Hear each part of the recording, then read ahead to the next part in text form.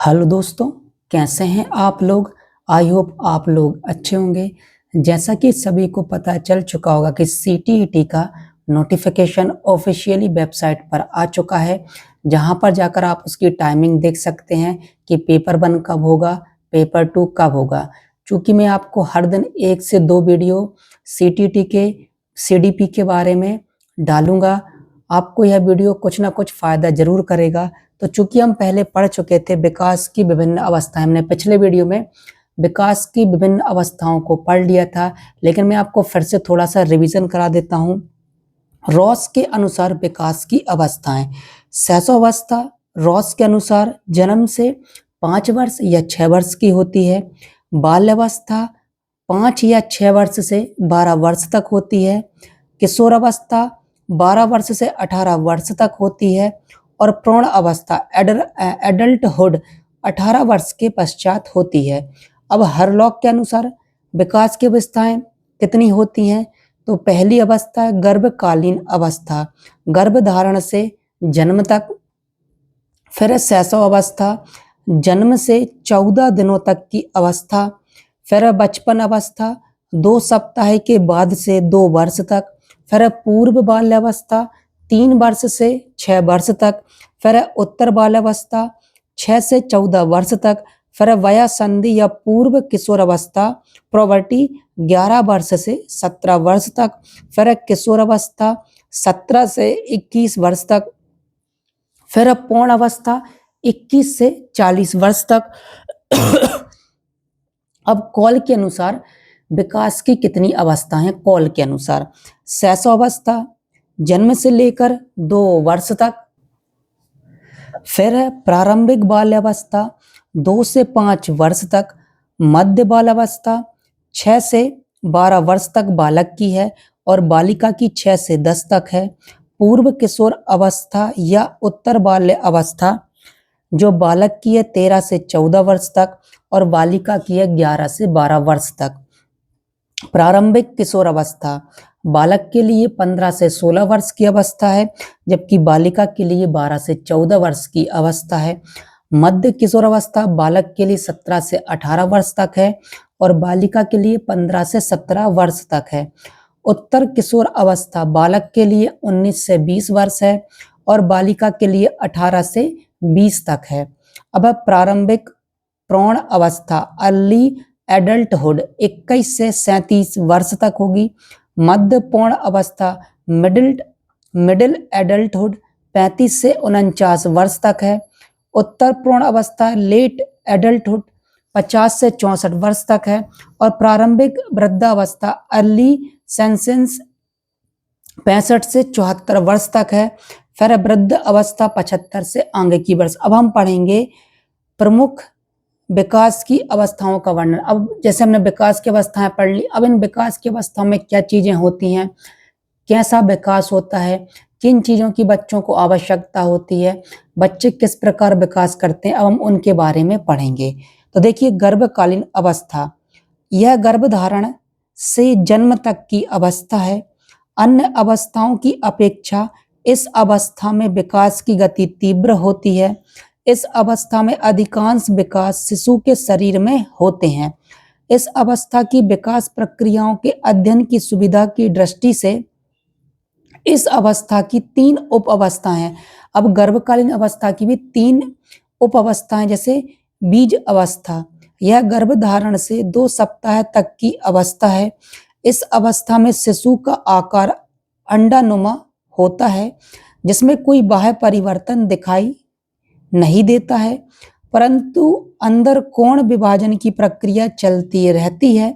10 दिन तक उसे मां से कोई आहार प्राप्त नहीं होता है, परंतु बाद में गर्भाशय की दीवार से जुड़ने के बाद प्राप्त होने लगता है। अब भ्रूण अवस्था, यह 2 से 18 सप्ताह तक की प्रक्रिया है। इस अवस्था का जीव भ्रूण कहलाता है। इस अवस्था में मुख्य अंगों का निर्माण होता है, यानी जो भ्रूण अवस्था होती है इसमें मुख्य अंगों का विकास शुरू हो जाता है। अब गर्भ अवस्था, शिशु की अवस्था, यह 8 सप्ताह से जन्म से पूर्व तक की अवस्था होती है। भ्रूण अवस्था में जिन अंगों का निर्माण होता है उन्हीं अंगों का विकास इस अवस्था में होता है।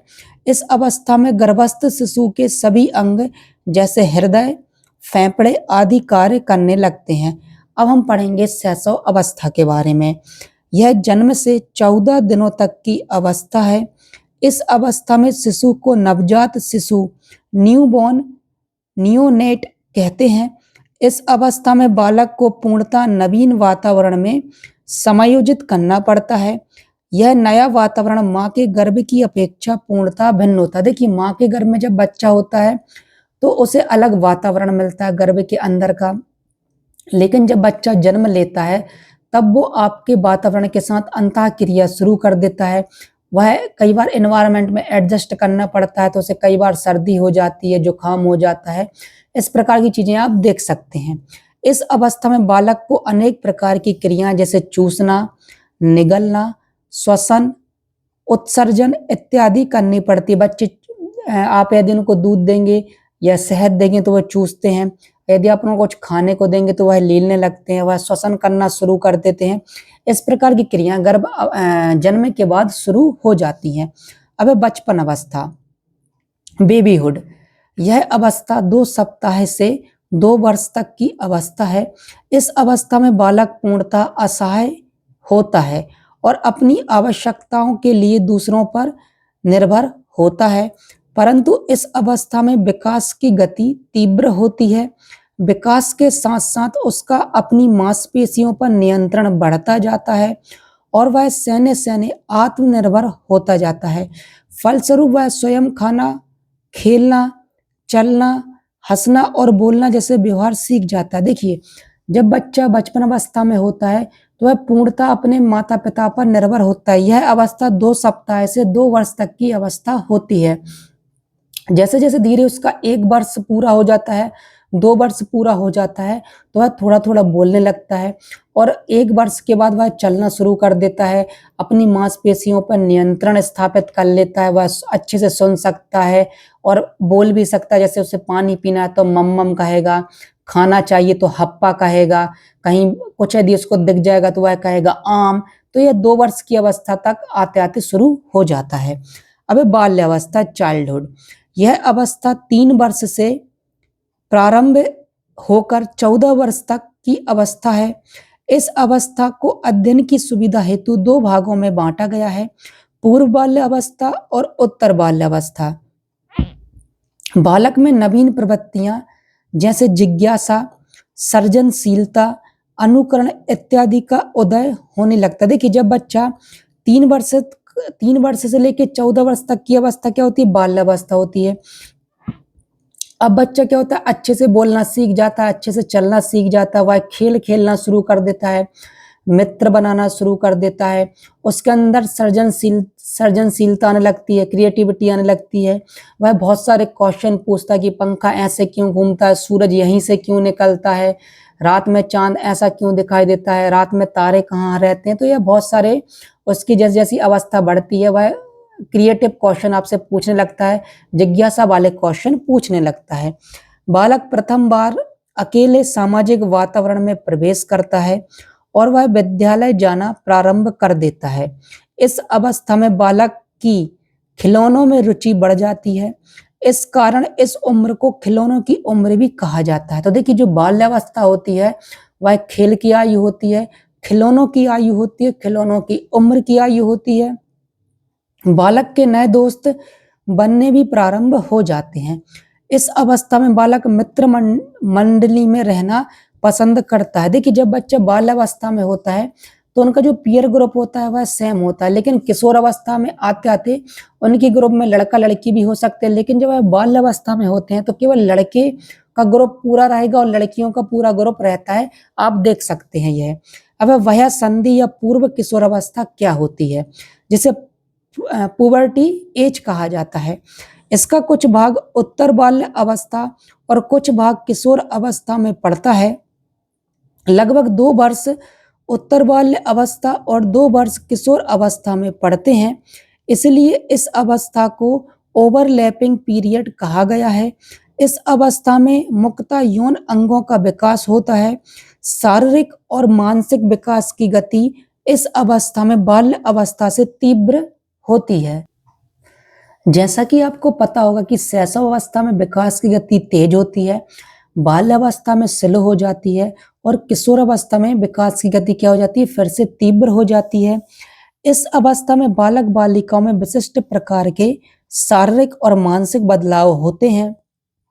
इस अवधि में बालक बालिकाओं में नकारात्मक, भावनात्मक, ज्ञानात्मक इत्यादि बदलाव होते हैं। देखिए कई बार क्या होता है, बच्चे इस अवस्था में आते हैं तो उनके अंदर नकारात्मकता भी आने लगती है और कई बच्चे ऐसे होते हैं जिनके अंदर पॉजिटिविटी आने लगती है, वह जीवन में अच्छा प्रदर्शन करने लगते हैं और कई बच्चे नकारात्मक प्रदर्शन करने लगते हैं। साथ ही उनमें भावनात्मक अस्थिरता भी आने लगती है, क्योंकि किशोर अवस्था में संवेग में बहुत तेजी से क्या होते हैं, बदलाव आते हैं। उनको क्षणिक में गुस्सा आ जाएगी तो क्षणिक में वह खुशी हो जाएंगे, किसी से लड़ने झगड़ने लगेंगे, किसी को प्यार जताने लगेंगे। तो किशोर अवस्था में यह संवेग में थोड़ी सी अस्थिरता देखने को मिलती है। यह अवस्था बाल्य अवस्था के अंत होने से पहले शुरू हो जाती है तथा किशोर अवस्था शुरू होने के कुछ समय उपरांत समाप्त हो जाती है। अब हम पढ़ेंगे किशोर अवस्था। बाल जीवन की यह अंतिम अवस्था है। यह 14-15 वर्ष से लगभग 21 वर्ष तक की अवस्था है। लगभग 17 वर्ष तक की अवस्था पूर्व किशोर अवस्था कहलाती है तथा इसके बाद की अवस्था उत्तर किशोर अवस्था कहलाती है। कुछ लोग इस अवस्था को स्वर्ण आयु गोल्डन एज भी कहते हैं। इस अवस्था में विपरीत लिंग के लोगों के प्रति आकर्षण बढ़ जाता है तथा सामाजिकता और कामुकता इस अवस्था की दो मुख्य विशेषताएं हैं, जिनसे संबंधित अनेक परिवर्तन बालक बालिकाओं में इस अवस्था में होते हैं। अब है एडल्टहुड पूर्ण अवस्था। यह 21 से 40 वर्ष तक की अवस्था है। इसमें कर्तव्यों और उत्तरदायित्वों का निर्वाह कर सकता है। जनजीवन की विभिन्न परिस्थितियों में उसका स्वस्थ समायोजन हो। स्वस्थ समायोजन की ही अवस्था में वह उपलब्धियों को प्राप्त कर सकता है। देखिए जो एडल्टहुड होती है वह 21 से 40 वर्ष की अवस्था होती है। इसमें आपको जॉब भी करना है, इसमें आपको अपनी हेल्थ भी देखनी है, क्योंकि हेल्थ आपको हमेशा शुरू से ही देखनी चाहिए बच्चों की।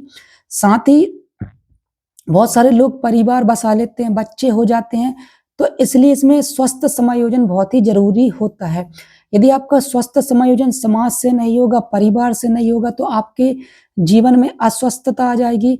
इससे आपका संवेग में परिवर्तन देखने को मिलेगा। आपको बहुत ही जल्दी गुस्सा आने लगेगी, तुनक मिजाज रवैया हो जाएगा।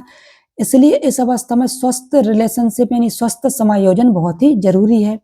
अब है मध्य अवस्था, उत्तर मध्य अवस्था, मिडिल लेट एडल्टहुड। यह अवस्था 41 से 64 वर्ष तक की अवस्था है। इस अवस्था में व्यक्ति के अंदर शारीरिक व मानसिक परिवर्तन होते हैं।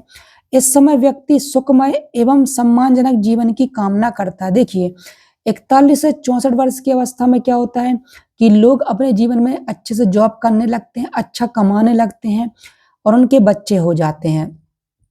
तो क्या करता है, वह इस अवस्था में आते आते सुखमय जीवन जीने लगता है, उनके बच्चे भी पैसा कमाने लगते और वह सुखपूर्वक अपना जीवन यापन करते हैं। अब वृद्धावस्था। यह अवस्था 65 वर्ष के आगे की अवस्था कहलाती है। यह जीवन की अंतिम अवस्था के रूप में जानी जाती है। इस अवस्था में याददाश्त कमजोर पड़ जाती है।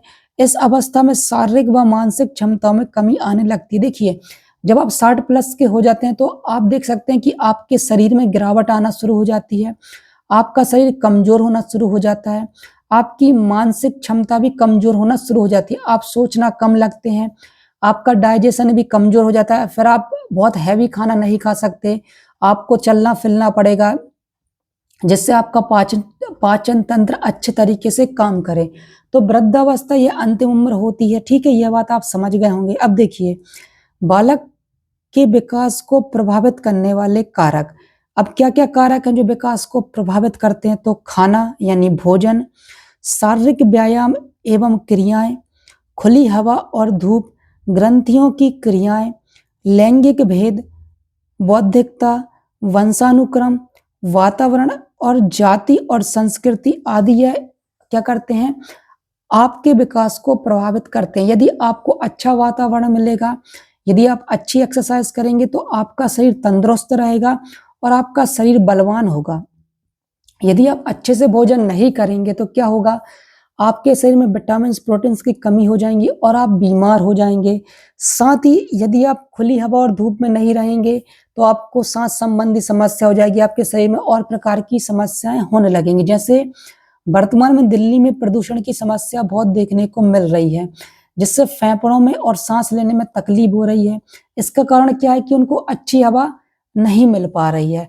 लेकिन आप जैसे दूरस्थ इलाकों में जाते हैं, गाँव में जाते हैं, तो आप देखेंगे वहाँ बहुत ज़्यादा पेड़-पौधे लगे रहते हैं, अच्छी हवाएँ मिलती हैं।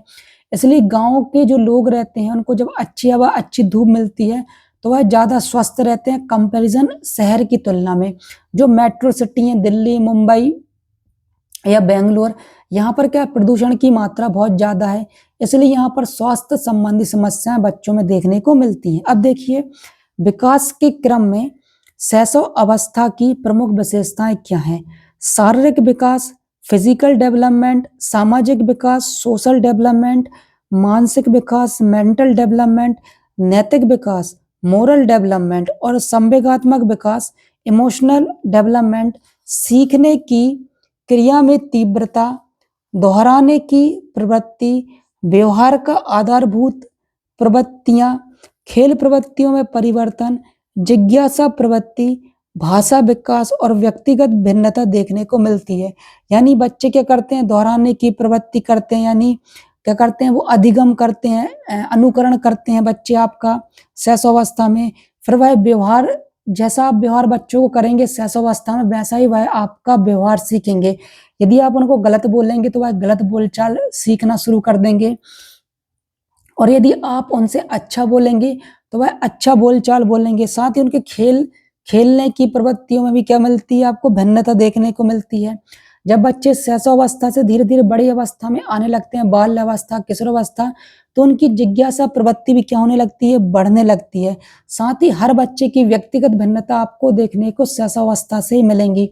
हर बच्चे का विकास आपको अलग दिखेगा, उनका मेंटल विकास भी आपको अलग दिखेगा, उनका शारीरिक विकास भी अलग दिखेगा और उनका व्यवहार करने का तरीका भी आपको अलग दिखेगा शैशव अवस्था से लेकर आजीवन तक। अब देखिए, बाल्यावस्था की प्रमुख विशेषताएँ क्या हैं? शारीरिक स्थिरता, फिजिकल स्टेबिलिटी, मानसिक स्थिरता, मेंटल स्टेबिलिटी, मानसिक योग्यताओं में वृद्धि, डेवलपमेंट इन मेंटल एबिलिटीज, सामाजिक विकास, सोशल डेवलपमेंट, मूल प्रवृत्तियों की प्रबलता, एक्सेस ऑफ बेसिक इंसिस्ट, मुझसे बोलते नहीं बन रहा है, इसके लिए मैं माफ़ी चाहता हूँ आपसे।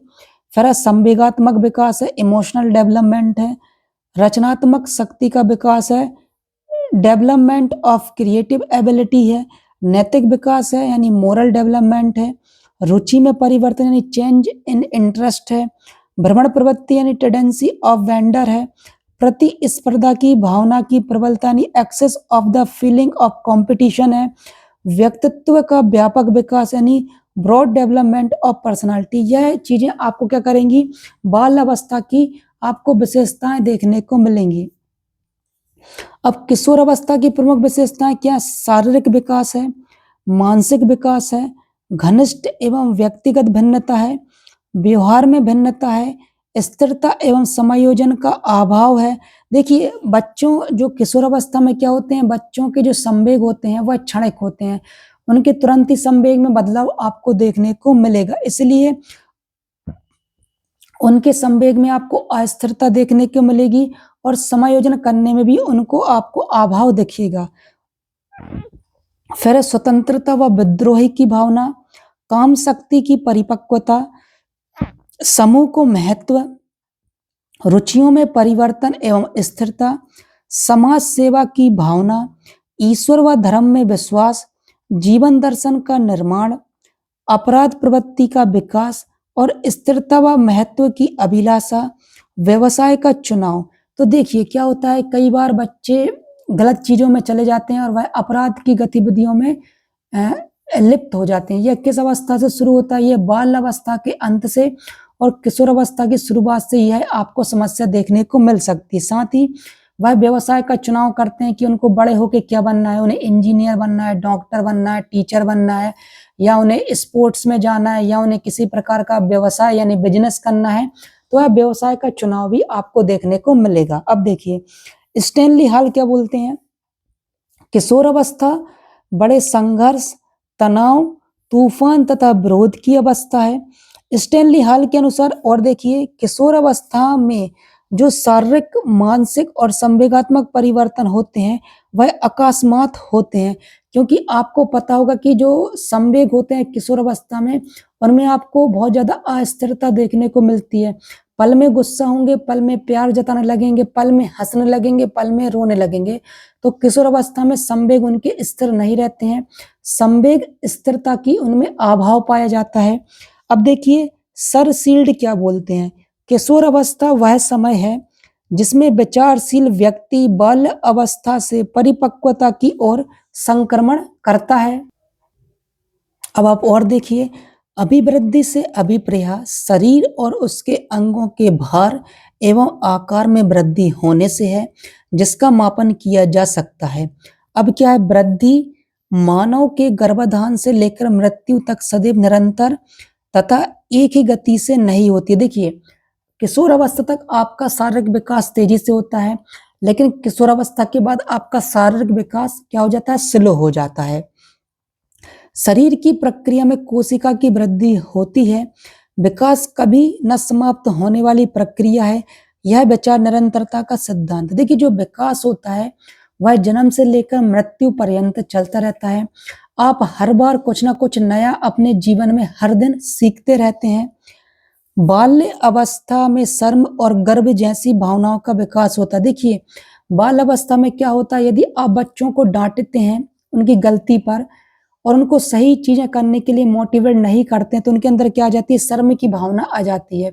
लेकिन बच्चे यदि सही काम करते हैं और आप उनको पुरस्कार देते हैं, आप उनको मोटिवेट करते हैं, आप उनको कहते हैं कि आपने अच्छा किया, तो बच्चे के अंदर क्या आती है, गर्व की भावना आने लगती है। स्किनर के अनुसार विकास एक सतत और धीमी प्रक्रिया है। व्यक्तित्व विकास की अवस्था है अधिगम एवं वृद्धि है। विकास में वृद्धि से तात्पर्य क्या है, आकार, सोच, समझ व कौशलों में वृद्धि। विकासीय विधि एक बच्चे की वृद्धि और विकास की सर्वाधिक उत्तम विधि है। परिपक्व व्यक्ति अपने अध्ययन में कभी कभी भावनाओं की सहायता चाहते हैं। बालक का अपने प्रेम करने की प्रवृत्ति को नार्सिज्म की प्रवृत्ति कहते हैं। देखिए नार्सिज्म क्या है, जब बच्चा यह समझने लगता है कि मुझसे सुंदर कोई है ही नहीं, या कोई लड़की ये सोचती है, कोई लड़का ये सोचता है कि मुझसे सुंदर कोई है ही नहीं या मुझसे अच्छा कोई दिखता ही नहीं है, तो यह नार्सिज्म की प्रवृत्ति कहलाती है। अब हम पढ़ेंगे अधिगम का अर्थ और स्वरूप। सीखना एक व्यापक शब्द है। यह जन्मजात प्रतिक्रियाओं पर आधारित है। व्यक्ति अपनी जन्मजात प्रवृत्तियों से प्रेरित होकर जो क्रिया करता है उसके फलस्वरूप वह किसी नवीन परिस्थिति के संपर्क में आता है।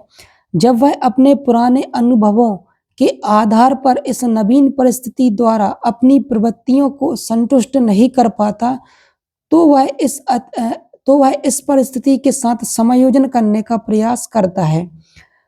परिणामतः वह अपने उन व्यवहारों को छोड़ देता है जो उस परिस्थिति के अनुकूल नहीं होते हैं और नवीन परिस्थिति के अनुकूल व्यवहारों को अपनाने लगता है।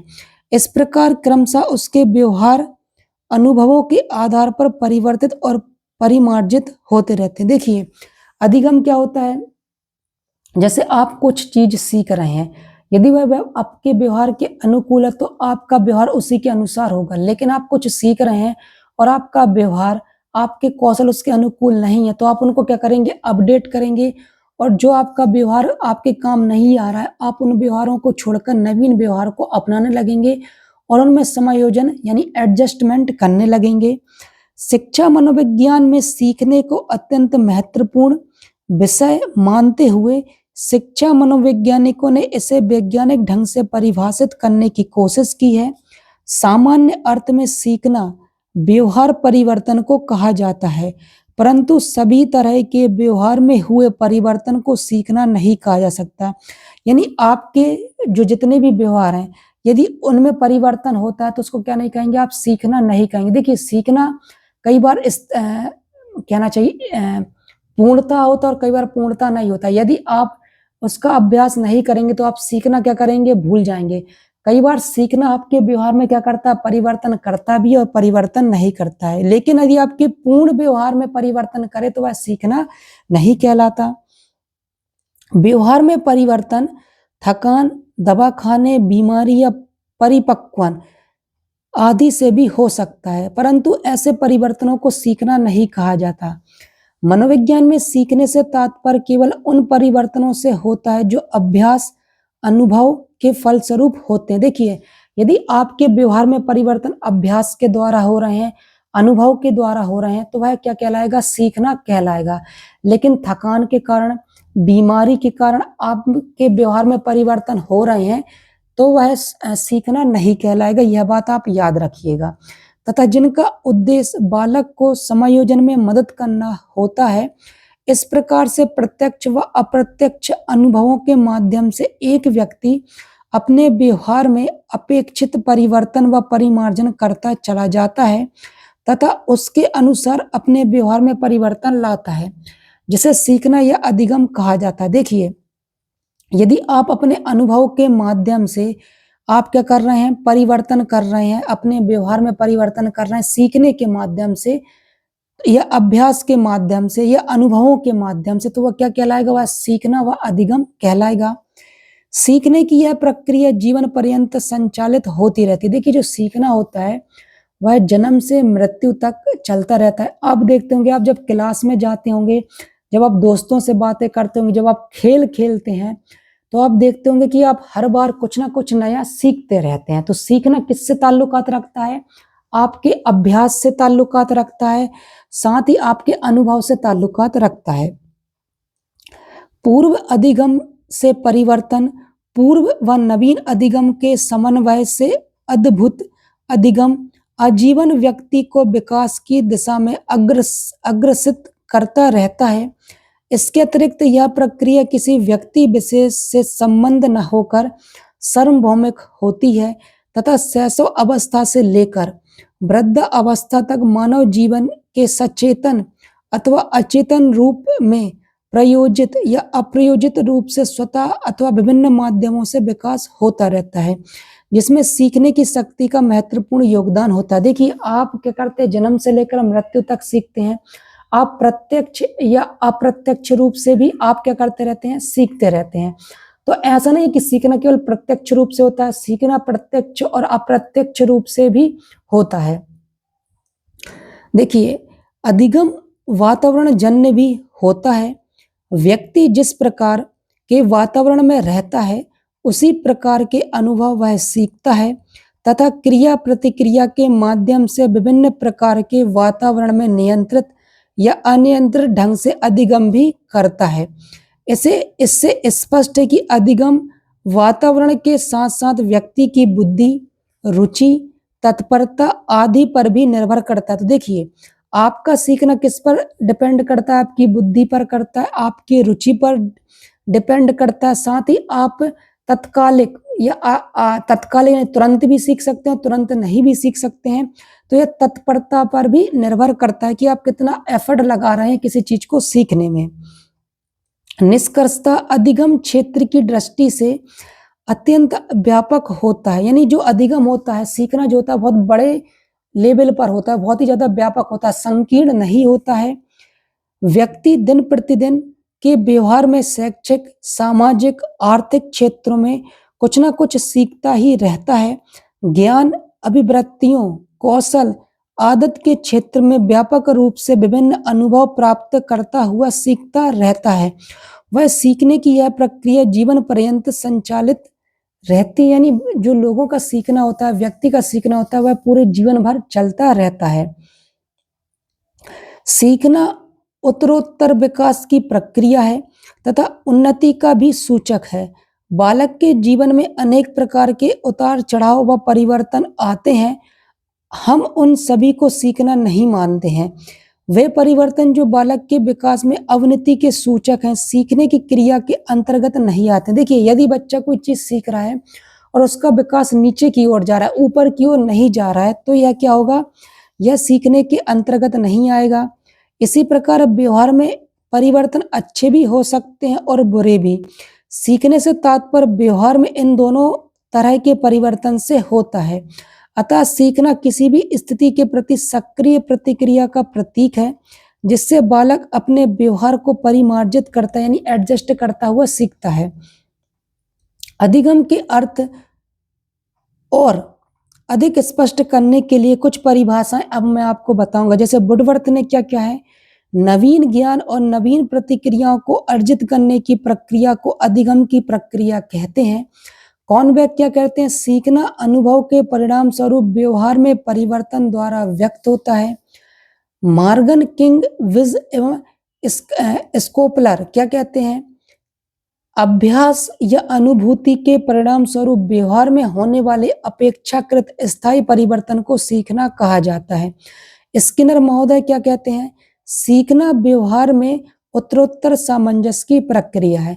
तो दोस्तों, आज हमने अधिगम के बारे में पढ़ा, बाल्यावस्था, किशोरावस्था और शैशव अवस्था की प्रमुख विशेषताएं पढ़ी। अगले वीडियो में हम विकास एवं अधिगम में क्या संबंध है उसके बारे में पढ़ते हैं। नमस्ते दोस्तों।